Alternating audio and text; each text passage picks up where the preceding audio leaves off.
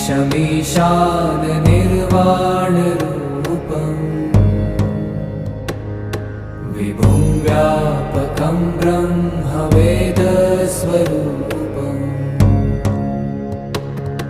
निजं निर्गुणं निर्विकल्पं निरीहम्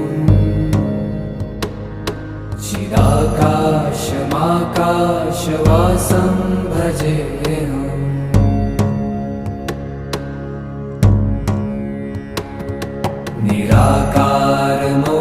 निराकारमोङ्कारमूलं तुरीयम्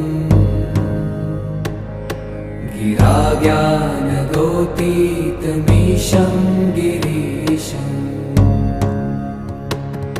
करालं महाकालकालं कृपालुम्